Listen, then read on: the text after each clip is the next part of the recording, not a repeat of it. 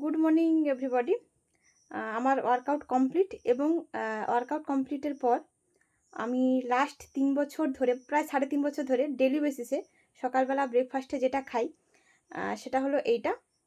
কারণ অনেকে হয়তো ভাববেন যে ওয়েট লস করতে গেলে বোধহয় এই সাপ্লিমেন্ট খেতে হয়, কিন্তু ব্যাপারটা একেবারেই তা নয়। কারণ আমি লাস্ট 3.5 বছর ধরে আইডিয়াল ওয়েটেই আছি। যদি এটা খেলে ওয়েট লস হতো তাহলে তো এতদিনে আমার 30 কিলো ওজনে চলে আসার কথা, তাই না? তো এটা কিন্তু শুধুমাত্র ওয়েট লসের জন্য নিউট্রিশন নয় বা ওয়েট লসের খাবার নয়। এটা একটা হেলদি ব্রেকফাস্ট, বাট একটা ভালো খাবার যেটা আমাদের শরীরে পুষ্টির ঘাটতিটা মেটাতে সাহায্য করে। কারণ নর্মাল খাবার দাবার থেকে আমরা পুষ্টি এখন পাচ্ছি না, যেটা আমাদের শরীরকে দেওয়ার কথা।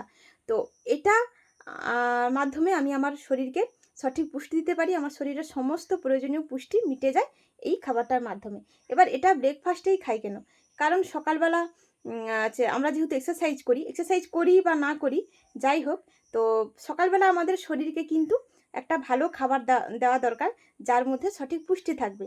তো এটা হলো সেই খাবার যার মধ্যে সমস্ত পুষ্টি আছে, সমস্ত অনেক ধরনের মিনারেলস, ভিটামিনস আছে, তো যেগুলো আমাদের শরীরের ডেইলি বেসিসে প্রয়োজন।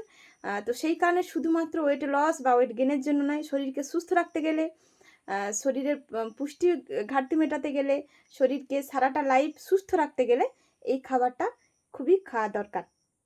সেই কারণেই ডেলি বেসিসে আমি এই খাবারটা খাই, এবং এক্সারসাইজ করার পর তো আরও বেশি দরকার হয়।